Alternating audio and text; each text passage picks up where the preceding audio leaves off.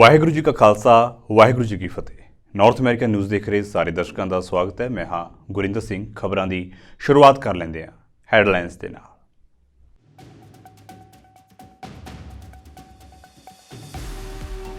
अमरीका के विस्कासन स्टेट के गुरु घर ब्रूकफील्ड विखे साहिबजादियां ते माता गुजर कौर जी की याद विच करवाए गए धार्मिक समागम। इस मौके श्री अखंड पाठ साहिब के पाए गए भोग।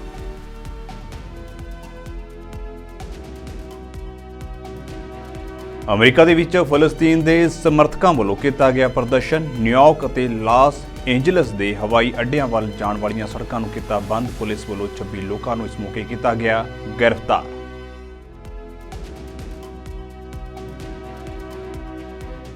अमरीका ने चीन नूं दिती वड्डी राहत। चीनी उत्पादों उत्ते 31 मई 2024 तक वधाई टैरिफ छूट।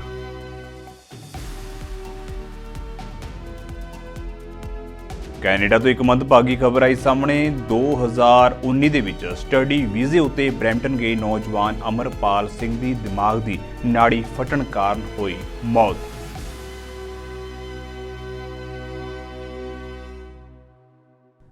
ते हुण खबरां विस्तार दे नाल। साहिबजादियां दी शहादत अदुੱਤੀ ਅਤੇ ਲਾਸਾਨੀ है जो सिੱਖੀ ਦੀ विरासत होने ਦੇ ਨਾਲ सिख ਬੱਚਿਆਂ ਅਤੇ नौजवानों के लिए प्रेरणा स्रोत ਅਤੇ ਚਾਨਣ ਮੁਨਾਰੇ वांग हमेशा मार्गदर्शन करती रहेगी। अमरीका की विस्कासन स्टेट के गुरु घर ब्रूकफील्ड विखे साहिबजादियां ਅਤੇ माता गुजर कौर जी की याद विच धार्मिक समागम करवाए गए। इस संबंधी पाठां के भोग पाए गए और धार्मिक समागम भी होए। रागी और ढाडी जथियां दे वल्लों मनोहर शब्द कीर्तन किए गए और इस संबंधी वारां गाईआं गईआं। श्री गुरु ग्रंथ साहिब जी की बाणी के अखंड पाठ प्रकाश किए गए और पाठां की समाप्ति उपरंत बच्चियां ने कीर्तन की सेवा भी निभाई। सफर ए शहादत की दास्तान सुनदियां संगतां दे मन दे विच वैराग आया।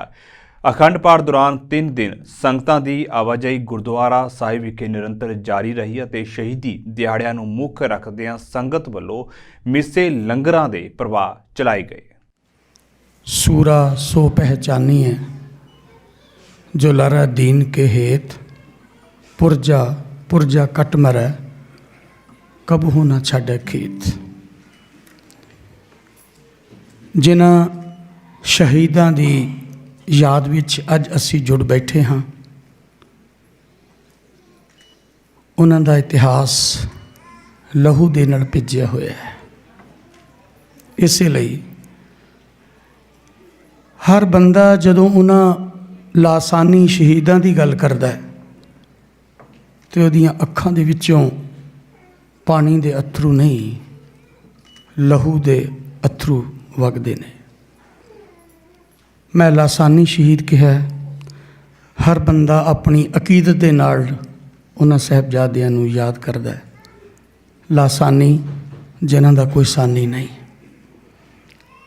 सचमुच साहिबजादियां दी शहादत एक लासानी है। मेरे को समय की घाट है, मैं कोशिश करांगा अपने थोड़े समय बहुती गल कहण दी। हजूर दे साहिबजादियां दी जदों गिरफ्तारी हुई, साहिबजादियां नूं कैद करके सहेड़ी पिंड तो सरहंद फतेहगढ़ साहब लियांदा गया। ठंडे बुरज दे विच माता जी समेत उन्होंने कैद रखा गया। चमकौर साहब की जंग 6, 7, 8 पोह नूं खत्म हुई और साहिबजादियां की शहादत 11, 12, 13 होंदी है। 2 दिन का गैप है विच। वजीद खां चमकौर की जंग तो वेला होके जदों वो सरहंद आया तो उन्होंने खबर दी गई कि तेरे लिए एक बहुत वड्डी गुड न्यूज़ है। गुरु गोबिंद सिंह महाराज जिन्होंने फड़न लई तुहाडी सारी शक्ति लगी हुई है। उन्हां दी माँ ते उन्हां दे 7 ते 9 साल के बच्चे they are in our custody, वो साड़ी हिरासत विच ने। उन्होंने ये खबर सुन के जिहड़ा वो गम च डुबिया सी तसल्ली हुई। मैं ब्रीफ रखा। साहिबजादियां नूं पहले दिन कचहरी दे पेश किया गया। अक्सर असी अपने इतिहास विच यही पढ़ते हाँ। मेरा जन्म उस धरती का, मैं फतेहगढ़ साहब की धरती ते मेरा जन्म होया। ਮੈਂ ਆਪਣੀ ਜ਼ਿੰਦਗੀ ਦੇ 20-25 ਸਾਲ ਉਸ ਥਾਂ 'ਤੇ ਗੁਜ਼ਾਰੇ, ਉਹਨਾਂ ਉਸ ਥਾਂ ਨੂੰ ਜਿੱਥੇ ਸਾਹਿਬਜ਼ਾਦਿਆਂ ਦੀ ਸ਼ਹਾਦਤ ਹੋਈ, ਜਿਨ੍ਹਾਂ ਦੀਵਾਰਾਂ 'ਚ ਉਹਨਾਂ ਨੂੰ ਚਿਣਿਆ ਗਿਆ, ਮੈਂ ਉਹਨੂੰ ਆਪਣੇ ਬਚਪਨ 'ਚ ਦੇਖਿਆ ਹੈ। ਅਸੀਂ ਆਪਣੇ ਇਤਿਹਾਸ ਵਿੱਚ ਇਹੀ ਪੜ੍ਹਿਆ, ਸਾਹਿਬਜ਼ਾਦੇ ਦੀਵਾਰਾਂ ਵਿੱਚ ਚਿਣੇ ਗਏ, ਚਿਣ ਕੇ ਸ਼ਹੀਦ ਕੀਤੇ ਗਏ। That's true, but lot of things beyond this. ਜਦੋਂ ਸਮਕਾਲੀ ਇਤਿਹਾਸ ਪੜ੍ਹਦੇ ਹਾਂ, ਮੈਂ ਥੋੜ੍ਹੇ ਸਮੇਂ 'ਚ ਤੁਹਾਡੇ ਨਾਲ ਉਹ ਸਾਂਝਾ ਕਰਾਂ। ਪਹਿਲੇ ਦਿਨ ਸਾਹਿਬਜ਼ਾਦਿਆਂ ਨੂੰ ਕਚਹਿਰੀ ਵਿੱਚ ਪੇਸ਼ ਕੀਤਾ ਗਿਆ। ਸੂਬੇ ਨੇ ਇਹ ਜਾਣਨ ਲਈ ਕਿ ਇਹਨਾਂ ਦੇ ਅੰਦਰ ਕੀ ਹੈ। ਬੱਚਿਓ, ਤੁਸੀਂ ਵਜ਼ੀਦ ਖਾਂ ਸੂਬਾ ਸਰਹੰਦ ਦੀ ਗ੍ਰਿਫਤ ਵਿੱਚ ਹੋ। ਤੁਹਾਡੇ ਭਰਾ ਸਿੱਖ ਸਾਰੇ ਤੇ ਤੁਹਾਡੇ ਭਰਾ ਚਮਕੌਰ ਦੀ ਜੰਗ 'ਚ ਮਾਰੇ ਜਾ ਚੁੱਕੇ ਨੇ। ਤੁਹਾਡੇ ਪਿਤਾ ਚਮਕੌਰ ਦੀ ਜੰਗ ਵਿੱਚ ਮਾਰੇ ਜਾ ਚੁੱਕੇ ਨੇ। ਤੁਹਾਡੇ ਕੋਲ ਕੋਈ ਰਸਤਾ ਨਹੀਂ ਇਸਲਾਮ ਕਬੂਲ ਕਰਨ ਤੋਂ ਸਿਵਾ। ਸਾਹਿਬਜ਼ਾਦਿਆਂ ਦਾ ਜਵਾਬ ਸੀ, ਵਜ਼ੀਦ ਖਾਂ, ਰੌਸ਼ਨੀ ਨੂੰ ਕੋਈ ਕੈਦ ਕਰ ਸਕਦਾ ਹੈ? ਬੀਤੇ ਦਿਨੀ ਈਰਾਨ ਦੇ ਵੱਲੋਂ ਇਰਾਕ ਉੱਤੇ ਹਮਲਾ ਕੀਤਾ ਗਿਆ, ਜਿਸ ਦੇ ਵਿੱਚ 3 ਅਮਰੀਕੀ ਫੌਜੀ ਜ਼ਖਮੀ ਹੋਏ। ਜਵਾਬੀ ਕਾਰਵਾਈ ਦੇ ਵਜੋਂ ਅਮਰੀਕਾ ਨੇ ਹੁਣ ਈਰਾਨ ਸਮਰਥਿਤ ਬਲਾਂ ਉੱਤੇ ਹਵਾਈ ਹਮਲੇ ਸ਼ੁਰੂ ਕਰ ਦਿੱਤੇ ਨੇ। ਇਜ਼ਰਾਈਲ ਹਮਾਸ ਯੁੱਧ ਹੁਣ ਪੂਰੇ ਮੱਧ ਪੂਰਬ ਦੇ ਵਿੱਚ ਫੈਲ ਰਿਹਾ ਹੈ। ਸਿਆਸੀ ਮਾਹਿਰਾਂ ਦਾ ਮੰਨਣਾ ਹੈ ਕਿ ਦੂਜੇ ਦੇਸ਼ਾਂ ਨੂੰ ਇਸ ਜੰਗ ਦੇ ਵਿੱਚ ਲਿਆਉਣਾ ਭਵਿੱਖ ਲਈ ਚੰਗੇ ਸੰਕੇਤ ਨਹੀਂ ਹਨ। ਹਮਲੇ ਤੋਂ ਬਾਅਦ ਰਾਸ਼ਟਰਪਤੀ ਜੋ ਬਾਈਡਨ ਨੇ ਕਿਹਾ ਹੈ ਕਿ ਅਮਰੀਕੀ ਫੌਜੀ ਹਮਲੇ ਦਾ ਸਿੱਧਾ ਉਦੇਸ਼ ਈਰਾਨ ਸਮਰਥਿਤ ਮਿਲੀਸ਼ੀਆ ਸਮੂਹਾਂ ਨੂੰ ਇਰਾਕ ਵਿੱਚ ਅਮਰੀਕੀ ਮੁਲਾਜ਼ਮਾਂ ਉੱਤੇ ਹਮਲਾ ਕਰਨ ਤੋਂ ਰੋਕਣਾ ਸੀ। ਦੱਸਿਆ ਜਾ ਰਿਹਾ ਹੈ ਕਿ ਇਸ ਹਮਲੇ ਦਾ ਸਿੱਧਾ ਅਸਰ ਮੱਧ ਪੂਰਬ ਉੱਤੇ ਪੈ ਸਕਦਾ ਹੈ, ਕਿਉਂਕਿ ਇਜ਼ਰਾਈਲ ਗਾਜ਼ਾ ਉੱਤੇ ਲਗਾਤਾਰ ਬੰਬਾਰੀ ਕਰ ਰਿਹਾ ਹੈ ਅਤੇ ਦੂਜੇ ਪਾਸੇ ਅਮਰੀਕਾ ਲਾਲ ਸਾਗਰ ਦੇ ਵਿੱਚ ਯਮਨ ਦੇ ਨਾਲ ਜੰਗ ਦੀ ਤਿਆਰੀ ਕਰ ਰਿਹਾ ਹੈ। ਇਸ ਦੇ ਨਾਲ ਹੀ ਕਿਹਾ ਜਾ ਰਿਹਾ ਹੈ ਕਿ ਈਰਾਨ ਨੂੰ ਇਸ ਜੰਗ ਦੇ ਵਿੱਚ ਘਸੀਟਣ ਦੀ ਲਗਾਤਾਰ ਕੋਸ਼ਿਸ਼ ਕੀਤੀ ਜਾ ਰਹੀ ਹੈ। ਜੇਕਰ ਈਰਾਨ ਸਿੱਧੇ ਤੌਰ ਉੱਤੇ ਇਸ ਯੁੱਧ ਵਿੱਚ ਦਾਖਲ ਹੁੰਦਾ ਹੈ ਤਾਂ ਮੱਧ ਪੂਰਬ ਯੁੱਧ ਦੀ ਅੱਗ ਦੇ ਵਿੱਚ ਸੜ ਸਕਦਾ ਹੈ। ਦੱਸ ਦਈਏ ਕਿ ਈਰਾਨ ਇਜ਼ਰਾਈਲ ਦੇ ਨਾਲ ਜੰਗ ਦੇ ਵਿੱਚ ਹਮਾਸ ਦੀ ਲਗਾਤਾਰ ਮਦਦ ਕਰ ਰਿਹਾ ਹੈ। ਇਸ ਦੇ ਲਈ ਉਹ ਫੰਡਿੰਗ ਦੇ ਰਿਹਾ ਹੈ। ਇਸ ਤੋਂ ਇਲਾਵਾ ਸਮੁੰਦਰੀ ਜਹਾਜ਼ਾਂ ਉੱਤੇ ਹਮਲਿਆਂ ਪਿੱਛੇ ਵੀ ਈਰਾਨ ਦਾ ਹੱਥ ਹੈ। ਈਰਾਨ ਸਮੁੰਦਰੀ ਹਮਲਿਆਂ ਲਈ ਯਮਨ ਦੇ ਹੂਤੀ ਬਾਗੀਆਂ ਦਾ ਸਮਰਥਨ ਕਰ ਰਿਹਾ ਹੈ, ਜਿਸ ਤੋਂ ਬਾਅਦ ਅਮਰੀਕਾ ਨੇ ਈਰਾਨ ਉੱਤੇ ਹਮਲਾ ਕਰਨ ਦਾ ਫੈਸਲਾ ਕੀਤਾ ਹੈ। ਫਿਲਸਤੀਨ ਦੇ ਵਿੱਚ ਲਗਾਤਾਰ ਇਜ਼ਰਾਈਲ ਦੇ ਵੱਲੋਂ ਕੀਤੇ ਜਾ ਰਹੇ ਮਨੁੱਖਤਾ ਦੇ ਘਾਣ ਦੇ ਖਿਲਾਫ ਹੁਣ ਅਮਰੀਕਾ ਦੇ ਵਿੱਚ ਵੀ ਪ੍ਰਦਰਸ਼ਨ ਹੋ ਰਹੇ ਨੇ। ਫਲਸਤੀਨੀ ਸਮਰਥਕਾਂ ਨੇ ਬੀਤੇ ਦਿਨੀ ਇੱਕ ਵਾਰ ਫਿਰ ਗਾਜ਼ਾ ਉੱਤੇ ਇਜ਼ਰਾਈਲੀ ਹਮਲੇ ਦਾ ਵਿਰੋਧ ਕੀਤਾ, ਜਿਸ ਦੇ ਨਾਲ ਨਿਊਯਾਰਕ ਅਤੇ ਲਾਸ ਏਂਜਲਸ ਦੇ ਹਵਾਈ ਅੱਡਿਆਂ ਵੱਲ ਜਾਣ ਵਾਲੀਆਂ ਸੜਕਾਂ ਨੂੰ ਰੋਕ ਕੇ ਸੈਂਕੜੇ ਲੋਕਾਂ ਨੇ ਰੋਸ ਜ਼ਾਹਿਰ ਕੀਤਾ। ਇਸ ਕਾਰਨ 에ਅਰਪੋਰਟ ਜਾਣ ਵਾਲੇ ਲੋਕਾਂ ਨੂੰ ਮੁਸ਼ਕਲਾਂ ਦਾ ਭਾਰੀ ਸਾਹਮਣਾ ਕਰਨਾ ਪਿਆ। ਫਿਲਹਾਲ ਅਮਰੀਕਾ ਦੇ ਵਿੱਚ ਕ੍ਰਿਸਮਸ ਦੀਆਂ ਛੁੱਟੀਆਂ ਚੱਲ ਰਹੀਆਂ ਨੇ, ਇਸ ਲਈ ਸਫ਼ਰ ਕਰਨ ਵਾਲੇ ਲੋਕਾਂ ਦੀ ਗਿਣਤੀ ਵੀ ਜ਼ਿਆਦਾ ਹੈ ਅਤੇ 에ਅਰਪੋਰਟ ਉੱਤੇ ਕਾਫੀ ਭੀੜ ਹੈ। ਦੂਜੇ ਪਾਸੇ 에ਅਰਪੋਰਟ ਨੂੰ ਜਾਣ ਵਾਲੀਆਂ ਸੜਕਾਂ ਉੱਤੇ ਟ੍ਰੈਫਿਕ ਜਾਮ ਹੋਣ ਕਾਰਨ ਲੋਕਾਂ ਦੀਆਂ ਉਡਾਣਾਂ ਵੀ ਖੁੰਝ ਜਾਣ ਦਾ ਡਰ ਬਣਿਆ ਹੋਇਆ ਸੀ, ਜਿਸ ਕਾਰਨ ਪੁਲਿਸ ਵੀ ਹਰਕਤ ਵਿੱਚ ਆਈ। ਪ੍ਰਦਰਸ਼ਨਕਾਰੀਆਂ ਦੇ ਹੱਥਾਂ ਵਿੱਚ ਬੈਨਰ ਸਨ ਅਤੇ ਲਿਖਿਆ ਹੋਇਆ ਸੀ ਕਿ ਜੰਗ ਬੰਦ ਕੀਤੀ ਜਾਵੇ। ਨਿਊਯਾਰਕ ਦੇ ਵਿੱਚ ਹੋਏ ਪ੍ਰਦਰਸ਼ਨਾਂ ਕਾਰਨ 에ਅਰਪੋਰਟ ਵੱਲ ਜਾਣ ਵਾਲੀ ਸੜਕ ਨੂੰ 20 ਮਿੰਟ ਲਈ ਬੰਦ ਕਰ ਦਿੱਤਾ ਗਿਆ ਸੀ। 에ਅਰਪੋਰਟ ਨੂੰ ਜਾਂਦੇ ਕੁਝ ਲੋਕ ਗੱਡੀ ਵਿੱਚੋਂ ਉਤਰ ਕੇ ਆਪਣਾ ਸਮਾਨ ਲੈ ਕੇ ਤੁਰਦੇ ਦਿਖਾਈ ਦੇਣ ਲੱਗੇ। ਪੁਲਿਸ ਨੇ ਨਿਊਯਾਰਕ ਦੇ ਵਿੱਚ ਪ੍ਰਦਰਸ਼ਨਕਾਰੀਆਂ ਵਿੱਚੋਂ 26 ਲੋਕਾਂ ਨੂੰ ਗ੍ਰਿਫਤਾਰ ਕੀਤਾ ਹੈ। ਇਸ ਦੌਰਾਨ ਪ੍ਰਦਰਸ਼ਨਕਾਰੀਆਂ ਨੇ ਲਾਸ ਏਂਜਲਸ ਵਿੱਚ ਹਵਾਈ ਅੱਡੇ ਵੱਲ ਜਾਣ ਵਾਲੀ ਸੜਕ ਨੂੰ ਜਾਮ ਕਰ ਦਿੱਤਾ। ਹਵਾਈ ਅੱਡੇ ਦੇ ਆਲੇ ਦੁਆਲੇ ਦੀਆਂ ਸੜਕਾਂ ਉੱਤੇ 2 ਘੰਟੇ ਤੱਕ ਆਵਾਜਾਈ ਠੱਪ ਰਹੀ। ਹਾਲਾਂਕਿ ਪੁਲਿਸ ਦੇ ਪਹੁੰਚਦੇ ਹੀ ਪ੍ਰਦਰਸ਼ਨਕਾਰੀ ਉੱਥੋਂ ਨਿਕਲ ਗਏ। When they heard that the unlawful assembly was declared, some started to leave the area and others became aggressive with the police officers. One police officer was thrown to the ground by a protester, so police squads came in to make arrests. We monitor these folks' social media. We watch and learn and listen to where they want to protest, and it can be a delicate balance, right? Because as an organization, we will always facilitate, support, and assist their First Amendment expression. We want them to express their ideas in a safe way. ਸੰਯੁਕਤ ਰਾਜ ਨੇ ਇੱਕ ਵਾਰ ਫਿਰ ਸੈਂਕੜੇ ਚੀਨੀ ਉਤਪਾਦਾਂ ਲਈ tariff ਛੋਟ ਵਧਾ ਦਿੱਤੀ ਹੈ। ਅਮਰੀਕੀ ਵਪਾਰ ਅਧਿਕਾਰੀਆਂ ਨੇ ਇਸ ਸੰਬੰਧੀ ਜਾਣਕਾਰੀ ਦਿੱਤੀ। ਸੰਯੁਕਤ ਰਾਜ ਦੇ ਵਪਾਰ ਪ੍ਰਤੀਨਿਧੀ ਨੇ ਇੱਕ ਨਿਊਜ਼ ਰਿਲੀਜ਼ ਦੇ ਵਿੱਚ ਕਿਹਾ ਹੈ ਕਿ ਛੋਟ ਜੋ ਪਹਿਲਾਂ 31 ਦਸੰਬਰ ਤੱਕ ਵਧਾਈ ਗਈ ਸੀ, ਹੁਣ 31 ਮਈ 2024 ਤੱਕ ਵਧਾਈ ਜਾਵੇਗੀ। ਉਹਨਾਂ ਕਿਹਾ ਹੈ ਕਿ ਇਸ ਵਿਸਥਾਰ ਦੇ ਨਾਲ ਅਮਰੀਕੀ ਕਾਰੋਬਾਰਾਂ ਨੂੰ ਆਰਥਿਕ ਰਾਹਤ ਮਿਲੇਗੀ। ਦੱਸ ਦਈਏ ਕਿ ਅਮਰੀਕਾ ਅਤੇ ਚੀਨ ਦੇ ਸਭ ਤੋਂ ਵੱਡੀਆਂ ਅਰਥ ਵਿਵਸਥਾਵਾਂ ਵਿਚਕਾਰ ਤਣਾਅ ਹਾਲ ਹੀ ਦੇ ਸਾਲਾਂ ਵਿੱਚ ਵਧਿਆ ਹੈ, ਕਿਉਂਕਿ ਦੋਵੇਂ ਧਿਰਾਂ ਮਨੁੱਖੀ ਅਧਿਕਾਰਾਂ ਤੋਂ ਲੈ ਕੇ ਨਿਰਯਾਤ ਨਿਯੰਤਰਣ ਤੱਕ ਦੇ ਮੁੱਦਿਆਂ ਉੱਤੇ ਟਕਰਾ ਰਹੀਆਂ ਨੇ।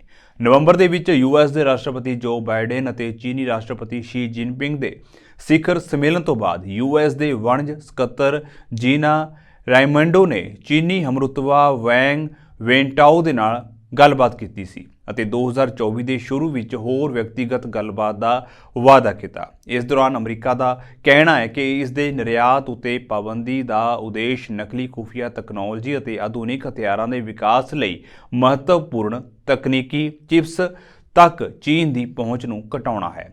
ਇਹ ਇੱਕ ਰਾਸ਼ਟਰੀ ਸੁਰੱਖਿਆ ਉਪਾਅ ਹੈ, ਪਰ ਬੀਜਿੰਗ ਨੇ ਉਹਨਾਂ ਚਿੰਤਾਵਾਂ ਨੂੰ ਖਾਰਜ ਕਰ ਦਿੱਤਾ ਹੈ ਅਤੇ ਸ਼ੀ ਨੇ ਨਵੰਬਰ ਦੇ ਵਿੱਚ ਬਾਈਡਨ ਨੂੰ ਕਿਹਾ ਸੀ ਕਿ ਅਜਿਹੀਆਂ ਕਾਰਵਾਈਆਂ ਚੀਨ ਦੇ ਹਿੱਤਾਂ ਨੂੰ ਨੁਕਸਾਨ ਪਹੁੰਚਾਉਂਦੀਆਂ ਹਨ। ਅਮਰੀਕਾ ਤੋਂ ਇੱਕ ਹੈਰਾਨੀਜਨਕ ਮਾਮਲਾ ਸਾਹਮਣੇ ਆਇਆ ਹੈ, ਜਿੱਥੇ ਫਲੋਰੀਡਾ ਦੇ ਵਿੱਚ ਇੱਕ 23 ਸਾਲਾ ਔਰਤ ਨੂੰ ਉਸਦੇ ਭਰਾ ਨੇ ਗੋਲੀ ਮਾਰ ਦਿੱਤੀ, ਜੋ ਗੁੱਸੇ ਵਿੱਚ ਸੀ ਕਿ ਉਸਦੀ ਭੈਣ ਨੂੰ ਕ੍ਰਿਸਮਸ ਉੱਤੇ ਜ਼ਿਆਦਾ ਤੋਹਫੇ ਮਿਲੇ ਨੇ। ਫਲੋਰੀਡਾ ਦੇ ਵਿੱਚ ਕ੍ਰਿਸਮਸ ਦੇ ਤੋਹਫਿਆਂ ਨੂੰ ਲੈ ਕੇ ਹੋਏ ਵਿਵਾਦ ਤੋਂ ਬਾਅਦ ਇੱਕ ਨੌਜਵਾਨ ਲੜਕੇ ਨੇ ਕਥਿਤ ਤੌਰ ਤੇ ਆਪਣੀ ਭੈਣ ਦੀ ਗੋਲੀ ਮਾਰ ਕੇ ਹੱਤਿਆ ਕਰ ਦਿੱਤੀ। ਸਥਾਨਕ ਪੁਲਿਸ ਅਧਿਕਾਰੀਆਂ ਵੱਲੋਂ ਇਸ ਸੰਬੰਧੀ ਜਾਣਕਾਰੀ ਦਿੱਤੀ ਗਈ। ਮ੍ਰਿਤਕ ਦੀ ਪਹਿਚਾਣ ਐਬਰੀਲ ਵਜੋਂ ਹੋਈ ਹੈ, ਜੋ 2 ਬੱਚਿਆਂ ਦੀ ਮਾਂ ਹੈ। ਰਿਪੋਰਟਾਂ ਮੁਤਾਬਕ ਬਾਲਡਵਿਨ ਦਾ ਆਪਣੇ 14 ਸਾਲਾ ਭਰਾ ਨਾਲ ਕ੍ਰਿਸਮਸ ਦੇ ਤੋਹਫਿਆਂ ਨੂੰ ਲੈ ਕੇ ਝਗੜਾ ਚੱਲ ਰਿਹਾ ਸੀ। ਬਹਿਸ ਤੋਂ ਬਾਅਦ ਗੁੱਸੇ ਵਿੱਚ ਆ ਕੇ ਨਾਬਾਲਗ ਨੇ ਔਰਤ ਨੂੰ ਗੋਲੀ ਮਾਰ ਕੇ ਮਾਰ ਦਿੱਤਾ। ਅਧਿਕਾਰੀਆਂ ਦੇ ਅਨੁਸਾਰ ਇਹ ਇੱਕ ਆਮ ਘਰੇਲੂ ਮਾਮਲਾ ਜਾਪ ਰਿਹਾ ਹੈ। We've arrested 2 people, and I'll explain the incident as to what happened. The first person that was arrested is DeMarcus Coley. He's a 14-year-old black male. Date of birth is May 2nd, 2009. And he's been charged with first-degree murder, child abuse, and being a delinquent in possession of a firearm. The second is Darkus Coley. He's a 15-year-old black male. Date of birth is January 31st, 2008.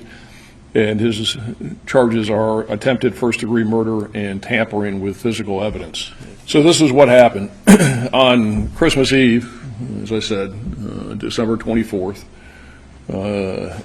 Abrielle Baldwin, her 10-month-old son, her 6-year-old son, her 14-year-old brother DeMarcus, her 15-year-old brother Darkus, and their mother, Joyce Birch, who's a black female with a date of birth of June 25th, 1984, went Christmas shopping at a store here in Largo. While they're shopping, 15-year-old Darkus was jealous that their mother, Joyce, was getting 14-year-old DeMarcus more gifts than he was receiving. So they had this family spat about who was getting what and what money was being spent on who, and they're having this big thing going on in the store, and they're all arguing with each other.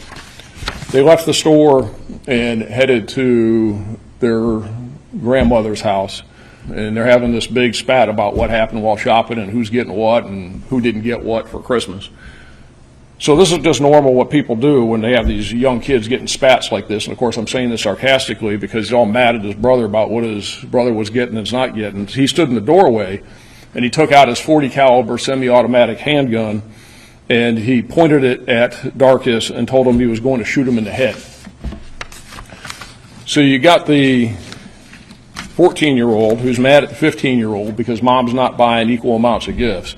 They get to grandma's house and he takes out his gun and tells him he's going to shoot him in the head. DeMarcus then began arguing with Abrielle and used some very, very derogatory language that I won't repeat at all, and all kinds of profanity, and stated that he was going to shoot her and that he was going to, quote, shoot the baby too. ਰੂਸ ਅਤੇ Ukraine ਦੇ ਵਿਚਾਲੇ ਪਿਛਲੇ 1.5 ਸਾਲ ਤੋਂ ਵੱਧ ਸਮੇਂ ਤੋਂ ਜੰਗ ਚੱਲ ਰਹੀ ਹੈ। ਅਮਰੀਕਾ ਨੇ ਇੱਕ ਵਾਰ ਫਿਰ ਯੂਕਰੇਨ ਨੂੰ ਫੌਜੀ ਸਹਾਇਤਾ ਦੇਣ ਦਾ ਐਲਾਨ ਕੀਤਾ। ਹਾਲਾਂਕਿ ਵਾਈਟ ਹਾਊਸ ਨੇ ਇਹ ਚੇਤਾਵਨੀ ਵੀ ਦਿੱਤੀ ਹੈ ਕਿ ਵਾਧੂ ਫੰਡਾਂ ਦੀ ਮਨਜ਼ੂਰੀ ਦੇ ਬਿਨਾਂ ਯੂਕਰੇਨ ਯੁੱਧ ਲਈ ਅਮਰੀਕੀ ਸਹਾਇਤਾ ਸਾਲ ਦੇ ਅੰਤ ਤੱਕ ਖਤਮ ਹੋ ਜਾਵੇਗੀ। ਵਿਦੇਸ਼ ਮੰਤਰੀ ਐਂਟਨੀ ਬਲਿੰਕਨ ਨੇ ਕਿਹਾ ਹੈ ਕਿ ਅਮਰੀਕਾ ਇਸ ਸਾਲ ਰੂਸ ਦੇ ਨਾਲ ਜੰਗ ਵਿੱਚ ਕੀਵ ਦੀ ਮਦਦ ਕਰਨ ਦੇ ਲਈ ਸਹਾਇਤਾ ਦੇ ਅੰਤਮ ਪੈਕੇਜ ਦੇ ਵਿੱਚ ਯੂਕਰੇਨ ਨੂੰ $250 ਮਿਲੀਅਨ ਤੱਕ ਦੇ ਹਥਿਆਰ ਅਤੇ ਉਪਕਰਨ ਪ੍ਰਦਾਨ ਕਰੇਗਾ। ਬਲਿੰਕਨ ਨੇ ਕਿਹਾ ਹੈ ਕਿ ਨਵੇਂ ਸਹਾਇਤਾ ਪੈਕੇਜ ਵਿੱਚ ਹਵਾਈ ਰੱਖਿਆ ਹਥਿਆਰ, ਉੱਚ ਗਤੀਸ਼ੀਲਤਾ ਵਾਲੇ ਤੋਪਖਾਨੇ ਦੇ ਰਾਕੇਟ ਪ੍ਰਣਾਲੀਆਂ ਲਈ ਵਾਧੂ ਅਸਲਾ ਅਤੇ 15 ਮਿਲੀਅਨ ਤੋਂ ਵੱਧ ਗੋਲਾ ਬਾਰੂਦ ਸ਼ਾਮਲ ਹਨ। ਇਸ ਸੰਬੰਧ ਵਿੱਚ ਵਿਭਾਗ ਦੇ ਕੰਟਰੋਲਰ ਮਾਈਕ ਨੇ ਕਿਹਾ ਹੈ ਕਿ ਇੱਕ ਵਾਰ ਜਦੋਂ ਇਹ ਫੰਡ ਲਾਜ਼ਮੀ ਹੋ ਜਾਂਦੇ ਨੇ ਤਾਂ ਵਿਭਾਗ ਯੂਕਰੇਨ ਨੂੰ ਸੁਰੱਖਿਆ ਸਹਾਇਤਾ ਲਈ ਸਾਡੇ ਕੋਲ ਉਪਲਬਧ ਫੰਡਾਂ ਨੂੰ ਖਤਮ ਕਰ ਦੇਵੇਗਾ। ਇਹ ਪੈਕੇਜ ਕਾਂਗਰਸ ਤੋਂ ਵਾਧੂ ਫੰਡਿੰਗ ਤੋਂ ਬਿਨਾਂ ਯੂਕਰੇਨ ਨੂੰ ਹਥਿਆਰ ਮੁਹੱਈਆ ਕਰਵਾਉਣ ਦੀ ਅਮਰੀਕਾ ਦੀ ਸਮਰੱਥਾ ਦੀਆਂ ਹੱਦਾਂ ਨੂੰ ਦਰਸਾਉਂਦਾ ਹੈ। ਕੈਨੇਡਾ ਤੋਂ ਇੱਕ ਵਾਰ ਫਿਰ ਮੰਦਭਾਗੀ ਖਬਰ ਸਾਹਮਣੇ ਆਈ ਹੈ। ਇੱਥੇ ਪੰਜਾਬ ਦੇ ਨੌਜਵਾਨ ਅਮਰਪਾਲ ਸਿੰਘ ਦੀ ਦਿਮਾਗ ਦੀ ਨਾੜੀ ਫਟਣ ਨਾਲ ਮੌਤ ਹੋਈ ਹੈ। ਅਮਰਪਾਲ ਸਿੰਘ ਗੁਰਦਾਸਪੁਰ ਦੇ ਪਿੰਡ ਮਸਰਾਲਾ ਦਾ ਰਹਿਣ ਵਾਲਾ ਸੀ ਅਤੇ ਉਹ 2019 ਵਿੱਚ ਪੜ੍ਹਾਈ ਦੇ ਲਈ ਕੈਨੇਡਾ ਆਇਆ ਸੀ। ਇਸ ਸੰਬੰਧੀ ਮ੍ਰਿਤਕ ਅਮਰਪਾਲ ਸਿੰਘ ਦੇ ਪਿਤਾ ਨਿਸ਼ਾਨ ਸਿੰਘ ਨੇ ਦੱਸਿਆ ਹੈ ਕਿ ਉਸ ਦਾ ਬੇਟਾ ਅਮਰਪਾਲ ਸਿੰਘ ਕੈਨੇਡਾ ਦੇ ਸ਼ਹਿਰ ਬਰੈਂਪਟਨ ਸਟੱਡੀ ਵੀਜ਼ੇ ਉੱਤੇ ਸੰਨ 2019 ਵਿੱਚ ਗਿਆ ਸੀ ਅਤੇ ਕੁਝ ਮਹੀਨੇ ਪਹਿਲਾਂ ਸਤੰਬਰ 2023 ਦੇ ਵਿੱਚ ਆਪਣੇ ਪਰਿਵਾਰ ਨੂੰ ਮਿਲਣ ਪਿੰਡ ਆਇਆ ਸੀ। ਕੁਝ ਸਮਾਂ ਰਹਿਣ ਤੋਂ ਬਾਅਦ ਵਾਪਸ ਕੈਨੇਡਾ ਚਲਾ ਗਿਆ। ਉਹਨਾਂ ਦੱਸਿਆ ਹੈ ਕਿ ਉਸਨੇ ਦੁਬਾਰਾ ਭਾਰਤ ਆਉਣ ਲਈ 26 ਦਸੰਬਰ ਦੀ ਟਿਕਟ ਬੁੱਕ ਕਰਵਾਈ, ਪਰ ਬੀਤੇ ਦਿਨੀ 26 ਦਸੰਬਰ ਨੂੰ ਕਰੀਬ 1 ਵਜੇ ਦੁਪਹਿਰ ਘਰ ਵਿੱਚ ਹੀ ਅਚਾਨਕ ਉਸ ਨੂੰ ਦਿਮਾਗ ਦੀ ਨਾੜੀ ਫਟ ਜਾਣ ਕਾਰਨ ਉਸਦੇ ਕੰਨਾਂ ਦੇ ਵਿੱਚੋਂ ਖੂਨ ਨਿਕਲਣਾ ਸ਼ੁਰੂ ਹੋ ਗਿਆ। ਉਸਦੇ ਦੋਸਤਾਂ ਨੇ ਤੁਰੰਤ ਉਸ ਨੂੰ ਮੈਡੀਕਲ ਸਹੂਲਤ ਦੇਣ ਲਈ ਐਂਬੂਲੈਂਸ ਰਾਹੀਂ ਹਸਪਤਾਲ ਲਿਜਾਇਆ, ਜਿੱਥੇ ਡਾਕਟਰਾਂ ਵੱਲੋਂ ਕੀਤੇ ਜਾ ਰਹੇ ਇਲਾਜ ਦੌਰਾਨ ਹੀ ਉਹਨਾਂ ਦੇ ਬੇਟੇ ਦੀ ਮੌਤ ਹੋ ਗਈ। ਉਸ ਦੀ ਮੌਤ ਦੀ ਖਬਰ ਸੁਣਦਿਆਂ ਹੀ ਪਰਿਵਾਰ ਅਤੇ ਪਿੰਡ ਵਿੱਚ ਸੋਗ ਦੀ ਲਹਿਰ ਦੌੜ ਗਈ ਹੈ। ਇਸ ਤਰ੍ਹਾਂ ਜੀ ਉਹ ਪਹਿਲਾਂ ਆਪਰੇਸ਼ਨ ਕਰਾ ਕੇ ਤੋਂ ਗਿਆ ਸੀ, 2 ਮਹੀਨੇ ਪਹਿਲਾਂ ਆਪਰੇਸ਼ਨ ਕਰਾ ਗਿਆ ਸੀ। ਉਹਦੇ ਕੰਨ ਦਰਦ ਫਿਰ ਦੁਬਾਰਾ ਸਟਾਰਟ ਹੋਈ। ਅਸੀਂ ਤੇ ਇਹ ਕਿਹਾ ਵੀ ਦੁਬਾਰਾ ਮੁੜਿਆ ਤੂੰ ਆ ਜਾ, ਕੋਈ ਗੱਲ ਨਹੀਂ। ਪਰ ਉਹ ਟਿਕਟ ਕਰਾਉਂਦਾ ਕਦੀ 18 ਦੀ ਕਰਾ ਲਾ, ਕਦੀ 20 ਦੀ ਕਰਾ ਲਾ। ਉਸ ਤੋਂ ਬਾਅਦ ਉਹਨੇ 26 ਦੀ ਕਰਾਈ। 26 ਤੋਂ ਬਾਅਦ ਉਹਦੀ ਜਿਹੜੀ ਟੈਚੀ ਟੂਚੀ ਸਾਰੇ ਪੈਕ ਕਰ ਲਏ ਨੇ ਤੇ ਆਉਣ ਲੱਗਾ ਵਾ। ਉਹ ਆਂਦਾ ਵੀ ਮੈਨੂੰ ਉਲਟੀ ਜੀ ਆਈ ਹੈ, ਉਲਟੀ ਜੀ ਕੀਤੀ। ਉਸ ਤੋਂ ਬਾਅਦ ਉਹਨੂੰ ਅਟੈਕ ਆ ਗਿਆ ਤੇ ਉਸ ਤੋਂ ਬਾਅਦ ਉਹ ਐਂਬੂਲੈਂਸ ਆਈ ਹੈ, 2-4 ਮਿੰਟ ਦੇ ਵਿੱਚ ਉਹਨੂੰ ਲੈ ਗਈ ਹੈ। ਉਸ ਤੋਂ ਬਾਅਦ ਜੋ ਟ੍ਰੀਟਮੈਂਟ ਉੱਥੇ ਹੋਇਆ ਫਰੰਟ ਉਹਦੇ ਵਿੱਚ ਉਹ ਡਾਕਟਰਾਂ ਨੇ ਕੀਤਾ। ਉਸ ਤੋਂ ਬਾਅਦ ਉਸਦੀ ਡੈਥ ਹੋ ਗਈ। ਕਿਹੜੀ ਸੰਨ ਚ ਗਿਆ ਸੀ? ਸਾਨੂੰ 2019 ਦੇ ਵਿੱਚ ਗਿਆ ਸੀ। ਕਿਹੜੀ ਸਿਟੀ ਜੀ ਮਤਲਬ? ਬਰੰਪਟਨ ਗਿਆ ਸੀ। ਬਰੰਪਟਨ ਗਿਆ ਸੀ। ਤੇ ਕਿੰਨੀ ਏਜ ਕਿੰਨੀ? 24 ਸਾਲ ਦੀ ਏਜ ਜੀ। ਡੈਥ ਹੋਣ ਤੋਂ ਪਹਿਲਾਂ 1 ਦਿਨ ਪਹਿਲਾਂ ਉਹਨੇ ਗੱਲਬਾਤ ਕੀਤੀ ਆ। ਉਸ ਤੋਂ ਬਾਅਦ ਉਹਦੀ ਕੋਈ ਗੱਲ ਮੈਸੇਜ ਆਉਂਦੇ ਸੀ ਉਹਦੇ। ਉਸ ਤੋਂ ਬਾਅਦ ਮੈਸੇਜ ਆਉਣੇ ਵੀ ਬੰਦ ਹੋ ਗਏ। ਮੈਰਿਡ ਕਿ ਅਨਮੈਰਿਡ? ਅਨਮੈਰਿਡ। ਕੀ ਅਪੀਲ ਕਰਦੇ ਆਪਾਂ ਸਰਕਾਰਾਂ ਨੂੰ, ਭਾਰਤ ਸਰਕਾਰ ਨੂੰ ਜਾਂ ਆਪਣੀ ਪੰਜਾਬ ਸਰਕਾਰ ਨੂੰ? ਭਾਰਤ ਸਰਕਾਰ ਨੂੰ ਇਹ ਅਪੀਲ ਕਰਦੇ ਆ ਵੀ ਇੱਥੇ ਕੰਮ ਬਾਹਰ ਵਧੀਆ ਹੋਏ ਤੇ ਬੱਚਿਆਂ ਨੂੰ ਬਾਹਰ ਜਾਣ ਦੀ ਲੋੜ ਹੀ ਨਹੀਂ। ਜੇ ਇੱਥੇ ਕੰਮ ਨਹੀਂ ਤੇ ਫਿਰ ਬਾਅਦ 'ਚ ਬੱਚੇ ਧੱਕੇ ਖਾਂਦੇ ਬਾਹਰ ਤੁਰੇ ਫਿਰਦੇ ਨੇ, ਮਜਬੂਰੀਆਂ ਕਰਕੇ ਜਾਣਾ ਪੈਂਦਾ। ਉੱਦਾਂ ਕੋਈ ਲੋੜ ਨਹੀਂ। ਇਹੀ ਅਪੀਲ ਕਰਦੇ ਵੀ ਇੱਥੇ ਕੋਈ ਕਾਰੋਬਾਰ ਦੇ ਸਾਧਨ ਵਧੀਆ ਹੋਣ ਤੇ ਬੱਚਿਆਂ ਨੂੰ, ਮਾਂ ਪਿਓ ਨੂੰ ਤੰਗੀਆਂ ਨਾ ਆਉਣ ਬਾਅਦ ਦੇ ਵਿੱਚ। ਇਹੀ ਅਪੀਲ ਕਰਦੇ ਆ। ਕੀ ਕਾਰਨ ਕਿ ਆਏ ਦਿਨ ਸਾਨੂੰ ਖਬਰਾਂ ਮਿਲਦੀਆਂ ਵੀ ਕੈਨੇਡਾ ਜਾਂ ਫੋਰਨ ਕੰਟਰੀ ਦੇ ਐਸੇ ਹੀ ਮੰਦਭਾਗੀਆਂ ਘਟਨਾਵਾਂ ਹੋ ਰਹੀਆਂ? ਕੀ ਕਾਰਨ ਲੱਗਦਾ ਤੁਹਾਨੂੰ? ਇਹੀ ਕਾਰਨ ਹੈ ਜੀ। ਕੀ ਕਰਨਾ ਵੀ ਕੰਮ ਇੱਥੇ ਹੈ ਨਹੀਂ ਹੈ। ਉੱਥੇ ਵਿਚਾਰੇ ਬੱਚੇ ਧੱਕੇ ਖਾਂਦੇ ਫਿਰਦੇ। ਤੁਸੀਂ ਦੇਖ ਰਹੇ ਬਾਹਰ ਦੇ ਦੇਸ਼ਾਂ 'ਚ ਕਿਹੜਾ ਕੰਮ ਕੋਈ ਹੈਗਾ ਕੋਈ ਕੰਮ ਤਾਂ ਹੈ ਨਹੀਂ ਹੈ। ਜੇ ਕਿਸੇ ਤੋਂ ਪੁੱਛ ਲਓ, ਕੋਈ ਕਹਿੰਦਾ ਮੇਰੇ ਬੱਚੇ ਨੂੰ ਕੰਮ ਨਹੀਂ ਮਿਲ ਰਿਹਾ, ਕੋਈ ਮੇਰਾ ਬੱਚਾ ਵਿਹਲਾ ਬੈਠਾ, ਕੋਈ ਕੁਛ ਕਰ ਰਿਹਾ। ਜੇ ਇੱਥੇ ਕੰਮ ਹੁੰਦੇ ਬਾਹਰ ਜਾਣ ਦੀ ਲੋੜ ਹੀ ਨਹੀਂ। ਇਹੀ ਅਪੀਲ ਕਰਦੇ ਆ ਸਰਕਾਰਾਂ ਨੂੰ। ਕੈਨੇਡਾ ਵਿੱਚ ਸਿੱਖ ਆਗੂ ਭਾਈ ਹਰਦੀਪ ਸਿੰਘ ਨਿੱਜਰ ਦੇ ਕਤਲ ਨਾਲ ਜੁੜੀ ਵੱਡੀ ਅਪਡੇਟ ਸਾਹਮਣੇ ਆਈ ਹੈ। ਸੂਤਰਾਂ ਮੁਤਾਬਕ ਭਾਈ ਹਰਦੀਪ ਸਿੰਘ ਨਿੱਜਰ ਦੇ ਕਾਤਲਾਂ ਦੀ ਜਲਦੀ ਹੀ ਗ੍ਰਿਫਤਾਰੀ ਹੋ ਸਕਦੀ ਹੈ। ਕੈਨੇਡੀਅਨ RCMP ਵੱਲੋਂ ਭਾਈ ਹਰਦੀਪ ਸਿੰਘ ਨਿੱਜਰ ਕਤਲ ਕੇਸ ਦੀ ਜਾਂਚ ਜਾਰੀ ਹੈ ਅਤੇ ਤਾਜ਼ਾ ਜਾਣਕਾਰੀ ਦੇ ਅਨੁਸਾਰ ਪੁਲਿਸ ਅਧਿਕਾਰੀ ਜਲਦੀ ਹੀ 2 ਗ੍ਰਿਫਤਾਰੀਆਂ ਕਰ ਸਕਦੇ ਹਨ। ਖਬਰਾਂ ਹਨ ਕਿ ਪੁਲਿਸ ਵੱਲੋਂ ਬੀਤੇ ਕੁਝ ਸਮੇਂ ਤੋਂ 2 ਸ਼ੱਕੀਆਂ ਦੀਆਂ ਸਰਗਰਮੀਆਂ ਉੱਤੇ ਨਜ਼ਰ ਰੱਖੀ ਜਾ ਰਹੀ ਸੀ ਅਤੇ ਉਹਨਾਂ ਨੂੰ ਹਿਰਾਸਤ ਵਿੱਚ ਲਿਆ ਜਾਣਾ ਸੰਭਵ ਹੈ। ਪੁਲਿਸ ਵੱਲੋਂ ਅਜੇ ਤੱਕ ਕਿਸੇ ਸ਼ੱਕੀ ਦਾ ਨਾਮ ਜਾਰੀ ਨਹੀਂ ਕੀਤਾ ਗਿਆ ਤੇ ਨਾ ਹੀ ਇਸ ਮਾਮਲੇ ਵਿੱਚ ਕਿਸੇ ਵਿਰੁੱਧ ਕੇਸ ਦਰਜ ਕੀਤਾ ਗਿਆ। Within the community that there's a sense of closure that might come with with 2 people being arrested, like it's being said. The way this information has come out now is a bit surprising, that we're still not sure how the information or why it came out. We're also kind of very wary of what India's role in this is, that these 2 individuals may have pulled the trigger, but there's a larger nexus that was involved. The people that are giving the orders are much different than the people pulling the triggers, and it's the people that are giving the orders that need to be held to account. ਅਕਸਰ ਹੀ ਅਸੀਂ Canada ਦੇ ਵਿੱਚ ਅੰਤਰਰਾਸ਼ਟਰੀ ਬੱਚਿਆਂ ਦੇ ਬਾਬਤ ਨਾਮ ਪੱਖੀ ਖਬਰਾਂ ਸੁਣਦੇ ਰਹਿੰਦੇ ਹਾਂ। ਕਦੇ ਕੋਈ ਚੋਰੀ ਦੀਆਂ ਘਟਨਾਵਾਂ, ਕਦੇ ਹੁੱਲੜਬਾਜ਼ੀ ਦੀਆਂ ਘਟਨਾਵਾਂ, ਪਰ ਇਸ ਦੇ ਨਾਲ ਹੀ ਕੈਨੇਡਾ ਦੇ ਵਿੱਚ ਉਹ ਅੰਤਰਰਾਸ਼ਟਰੀ ਵਿਦਿਆਰਥੀ ਵੀ ਹਨ ਜੋ ਗਰੀਬਾਂ ਦੀ ਵੀ ਮਦਦ ਕਰਦੇ ਨੇ। ਕੈਨੇਡਾ ਦੇ ਵਿੱਚ ਰਹਿ ਕੇ ਬਹੁਤ ਸਾਰੇ ਚੰਗੇ ਕੰਮ ਕਰਦੇ ਨੇ। ਇਸ ਤਰ੍ਹਾਂ ਹੀ ਬਹੁਤ ਸਾਰੇ ਅੰਤਰਰਾਸ਼ਟਰੀ ਵਿਦਿਆਰਥੀਆਂ ਦੇ ਗਰੁੱਪਸ ਦੇ ਵੱਲੋਂ ਸਰੀ ਸ਼ਹਿਰ ਤੋਂ ਅੰਤਰਰਾਸ਼ਟਰੀ ਵਿਦਿਆਰਥੀਆਂ ਦੀ ਇੱਕ ਯੂਨੀਅਨ ISU ਦੇ ਨਾਲ ਮਿਲ ਕੇ ਇਹਨਾਂ ਠੰਡ ਦੇ ਦਿਨਾਂ ਦੇ ਵਿੱਚ ਬੇਘਰ ਲੋਕਾਂ ਵਾਸਤੇ ਫੂਡ ਅਤੇ ਕੱਪੜਿਆਂ ਦੀ ਡਰਾਈਵ ਦਾ ਪ੍ਰਬੰਧ ਕੀਤਾ ਗਿਆ ਅਤੇ ਗਰੀਬਾਂ ਦੀ ਮਦਦ ਕੀਤੀ ਗਈ। ਨਾਲ ਹੀ ਇਸ ਮੌਕੇ ਸਥਾਨਕ ਕਾਰੋਬਾਰਾਂ ਦੇ ਵੱਲੋਂ ਵੀ ਇਹਨਾਂ ਵਿਦਿਆਰਥੀਆਂ ਨਾਲ ਮਿਲ ਕੇ ਗਰੀਬਾਂ ਨੂੰ ਕੱਪੜੇ ਭੋਜਨ ਵੰਡੇ ਗਏ। ਅੱਜ ਆਪਾਂ ਇੰਟਰਨੈਸ਼ਨਲ ਸਟੂਡੈਂਟ ਯੂਨੀਅਨ ਦੇ ਨਾਲ ਇੱਥੇ ਡਾਊਨਟਾਊਨ ਗੌਰ ਤੇ ਈਸਟਿੰਗ ਐਵਨਿਊਜ਼ 'ਤੇ ਆਏ ਸੀਗੇ ਤੇ ਸਿੱਖੀ ਦੇ 3 ਪਿਲਰਸ ਦੇ ਵਿੱਚੋਂ ਇੱਕ ਹੈਗਾ ਵੰਡ ਛਕਣਾ। ਸਾਹਿਬਜ਼ਾਦੇ ਦੇ ਸ਼ਹੀਦੀ ਦਿਵਸ ਦੇ ਦਿਹਾੜੇ 'ਤੇ ਆਪਾਂ ਆਪਣਾ ਦਸਵੰਧ ਸਾਰਿਆਂ ਨੇ ਕੱਢ ਕੇ ਡੋਨਰਸ ਨੇ, ਬਾਕੀ ਹੋਰ ਸੇਵਾਵਾਂ ਕੀਤੀਆਂ ਭਰਾਵਾਂ ਨੇ, ਆਪਾਂ ਇਕੱਠਾ ਹੋ ਕੇ ਇੱਥੇ ਕਮਿਊਨਿਟੀ ਨੂੰ ਵਾਪਸ ਦੇ ਰਹੇ ਹਾਂ। ਇੱਥੇ ਜਿਹੜੇ ਹੋਮਲੈਸ ਆ ਉਹਨਾਂ ਨੂੰ ਆਪਾਂ ਫ੍ਰੀ ਸੇਵਾਵਾਂ ਚੱਲਦੀਆਂ ਨੇ, ਫੂਡ ਦੀਆਂ, ਕੱਪੜੇ ਦੀਆਂ, ਬਲੈਂਕਟਸ ਦੀਆਂ, ਜੁਰਾਬਾਂ ਦੀਆਂ, ਜੋ ਉਹਨਾਂ ਨੂੰ ਸਿਆਲਾਂ ਲਈ ਚਾਹੀਦਾ ਹੋਊਗਾ।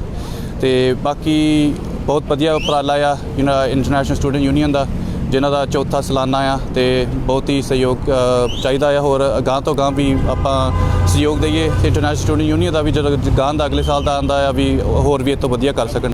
ਸਾਹਿਬਜ਼ਾਦਿਆਂ ਦੀ ਸ਼ਹੀਦੀ ਦਿਹਾੜੇ ਨੂੰ ਸਮਰਪਿਤ ਅਸੀਂ ਇੱਥੇ ਇਕੱਠੇ ਹੋਏ ਹਾਂ। ਉਹਨਾਂ ਦੀ ਯਾਦ ਦੇ ਵਿੱਚ ਅਸੀਂ ਇੱਥੇ ਵਿੰਟਰ ਡਰਾਈਵ ਕਰ ਰਹੇ ਸੀ। ਆਹ ਸਾਡੀ 4ਥੀ ਵਿੰਟਰ ਐਨੂਅਲ ਡਰਾਈਵ ਆ, ਅਸੀਂ ਹਰ ਸਾਲ ਕਰਦੇ ਹਾਂ, ਜਿਹਦੇ ਵਿੱਚ ਫ੍ਰੀ ਫੂਡ, ਕਲੋਥਸ, ਹੋਰ ਸਟੱਫਸ ਸਾਰਾ ਕੁਝ ਦਿੱਤਾ ਜਾਂਦਾ ਵਾ। ਅਤੇ ਜਿਵੇਂ ਕਿ ਜਸ਼ਨ ਨੇ ਦੱਸ ਦਿੱਤਾ ਵਾ ਵੀ ਕੈਨੇਡਾ ਨੇ ਸਾਨੂੰ ਬਹੁਤ ਕੁਝ ਦਿੱਤਾ ਵਾ, ਸੋ ਸਾਡਾ ਵੀ ਫਰਜ਼ ਬਣਦਾ ਵਾ ਇੱਥੋਂ ਦੀ ਕਮਿਊਨਿਟੀ ਲਈ ਅਸੀਂ ਕੁਛ ਕਰੀਏ, ਫਰਜ਼ ਨਿਭਾਈਏ। ਅਤੇ ਅਸੀਂ ਕਹਿੰਦੇ ਹਾਂ ਵੀ ਆਓ ਅੱਗੇ ਤੋਂ ਸਾਡੇ ਨਾਲ ਹੋਰ, ਇਸ ਵਾਰੀ ਬਹੁਤ ਬੰਦੇ ਸਾਡੇ ਨਾਲ ਜੁੜੇ ਆ।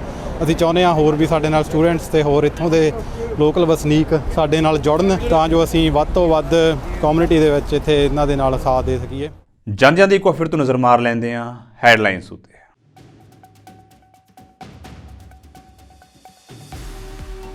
ਅਮਰੀਕਾ ਦੇ ਵਿਸਕਾਸਨ ਸਟੇਟ ਦੇ ਗੁਰੂ ਘਰ ਬਰੂਕਫੀਲਡ ਵਿਖੇ ਸਾਹਿਬਜ਼ਾਦਿਆਂ ਤੇ ਮਾਤਾ ਗੁਜਰ ਕੌਰ ਜੀ ਦੀ ਯਾਦ ਵਿੱਚ ਕਰਵਾਏ ਗਏ ਧਾਰਮਿਕ ਸਮਾਗਮ। ਇਸ ਮੌਕੇ ਸ੍ਰੀ ਅਖੰਡ ਪਾਠ ਸਾਹਿਬ ਦੇ ਪਾਏ ਗਏ ਭੋਗ।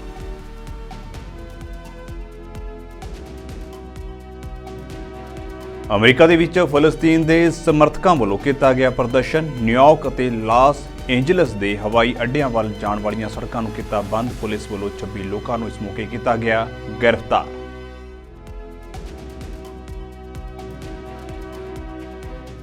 ਅਮਰੀਕਾ ਨੇ ਚੀਨ ਨੂੰ ਦਿੱਤੀ ਵੱਡੀ ਰਾਹਤ। ਚੀਨੀ ਉਤਪਾਦਾਂ ਉੱਤੇ 31 ਮਈ 2024 ਤੱਕ ਵਧਾਈ ਟੈਰਿਫ ਛੋਟ।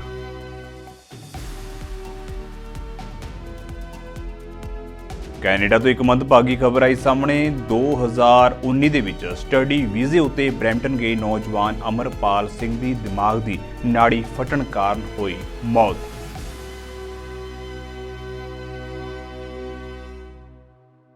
ਸੋ ਫਿਲਹਾਲ ਦੇ ਲਈ ਨਾਰਥ ਅਮਰੀਕਾ ਨਿਊਜ਼ ਦੇ ਵਿੱਚ ਇੰਨਾ ਹੀ। ਤੇ ਹੁਣ ਮੈਨੂੰ ਇਜਾਜ਼ਤ ਦਿਓ। ਵਾਹਿਗੁਰੂ ਜੀ ਕਾ ਖਾਲਸਾ, ਵਾਹਿਗੁਰੂ ਜੀ ਕੀ ਫਤਿਹ।